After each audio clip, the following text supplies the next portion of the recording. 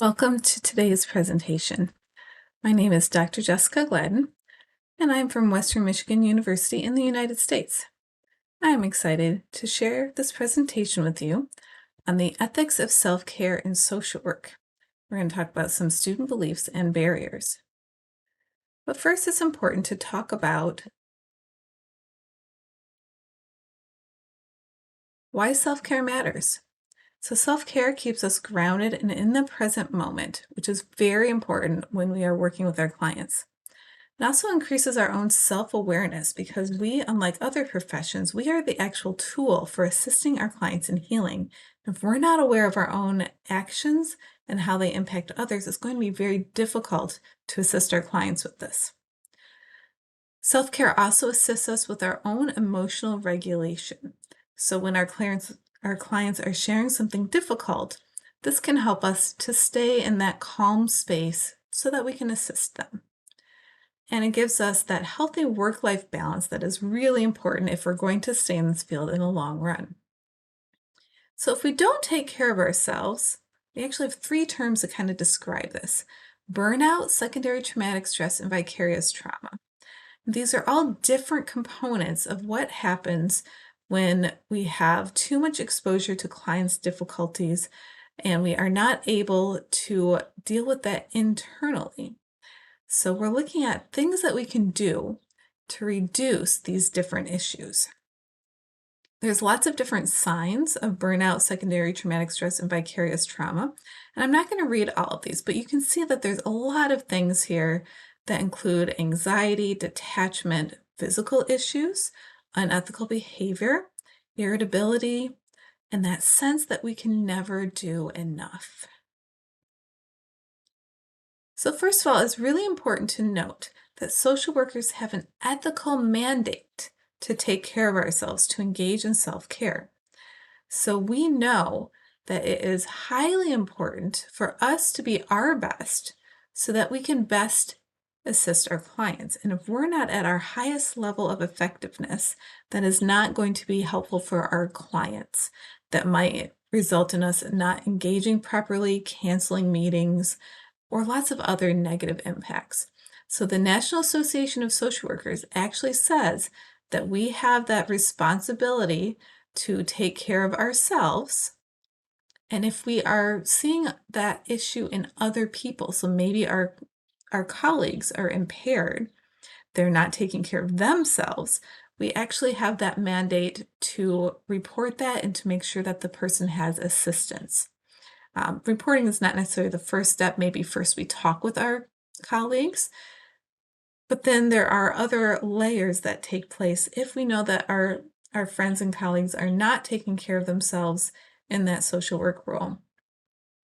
And I think it's really interesting that not only do social workers have mandates to take care of ourselves and to make sure our colleagues are also taking care of themselves, but counselors, licensed professional counselors, have that same kind of mandate, as do psychologists. They have a mandate to take care of themselves so that their physical and mental health is optimal so that they can help those that they are working with. It's also important for us to inform our students that they have an ethical mandate to take care of themselves. So what we often hear from students is a large number of barriers. And we don't often hear that they are working on themselves personally, as well as that professional classroom activity. So many students report things such as issues with lack of time, money, family and work responsibilities, the amount of homework or classroom time that they have, as well as things like just feeling overwhelmed, too busy, perhaps having some unrealistic expectations, and sometimes fear of what might happen if they engage in some new practices. There also tends to be a lack of understanding of how important self-care can be. So we want to stress with our students that they need to take care of themselves.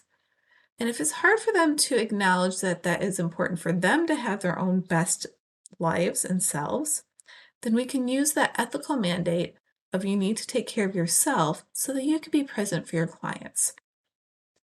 So I have three studies that I've done in the last 10 years or so that I wanted to bring in some pieces of so we can talk about what students and other people are saying about their ability to take care of themselves.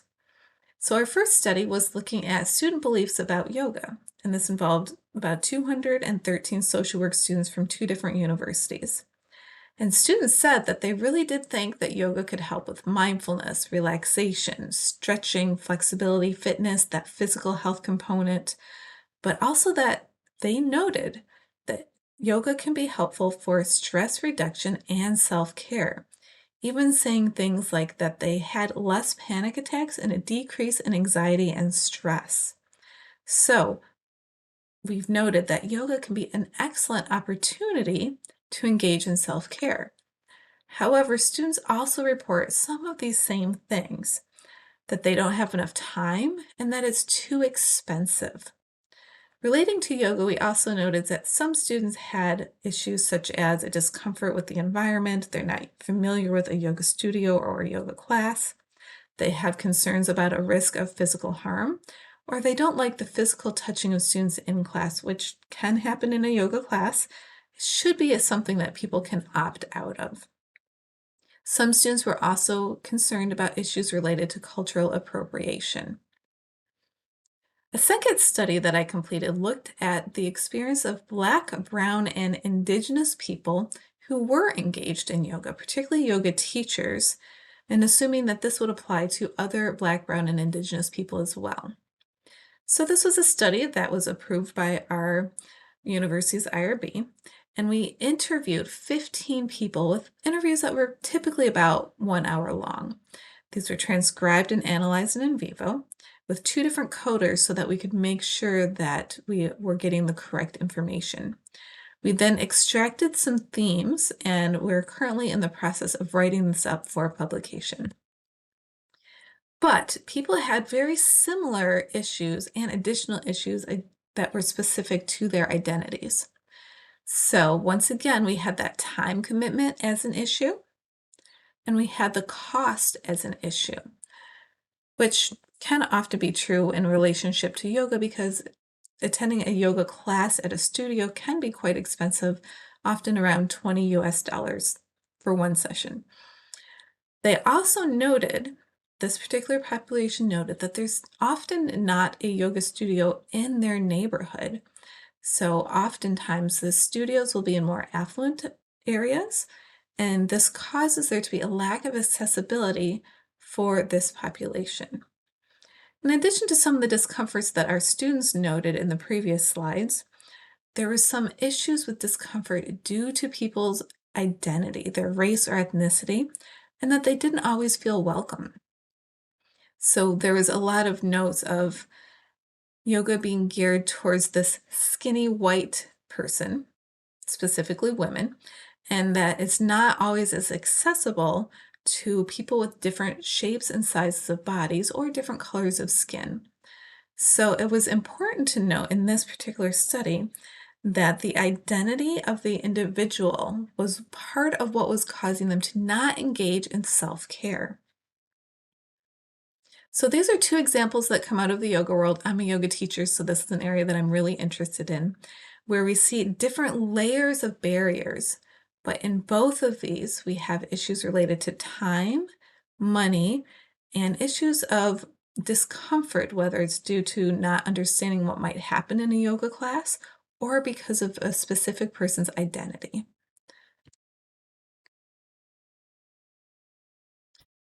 A third study that I was working on a couple of years ago was looking at teaching strategies specifically to lower the potential risk of re traumatizing students when we teach trauma material in the classroom.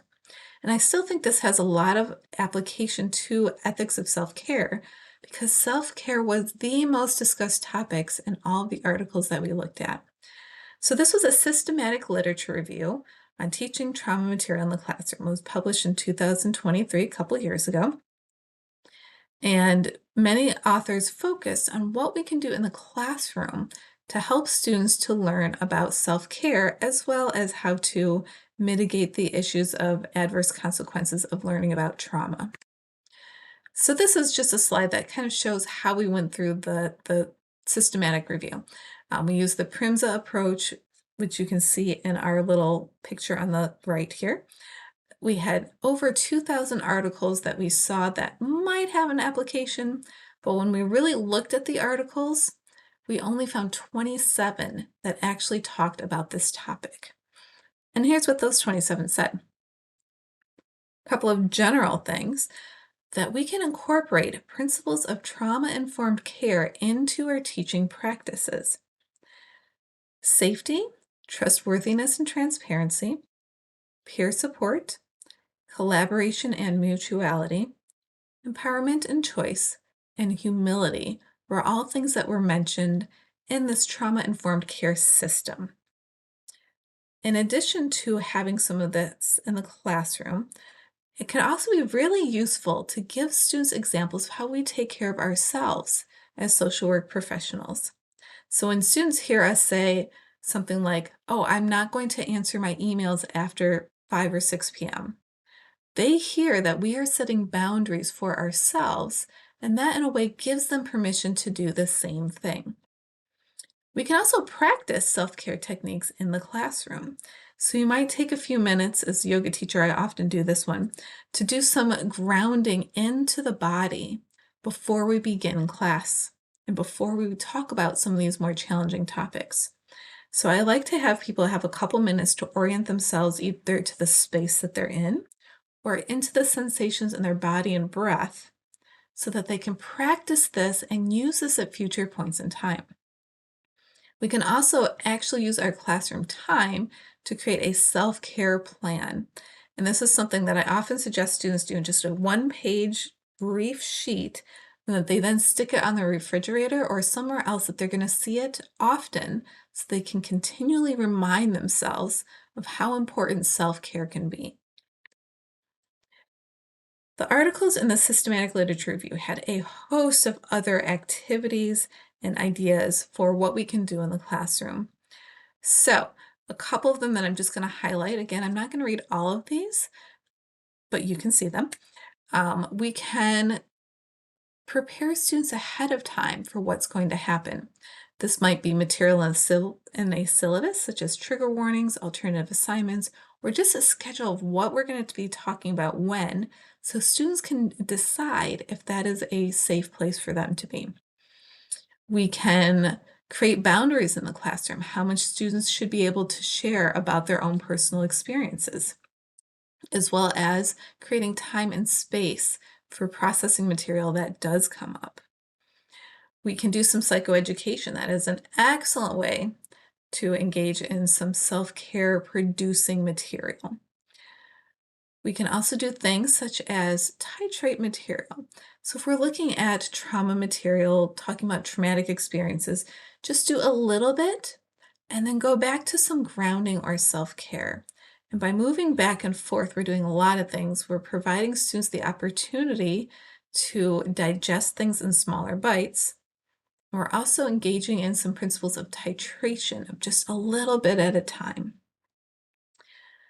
Empowerment and social justice actions can also be a great opportunity for students to feel like they're doing something with what they're learning about. And to me, this is actually self-care.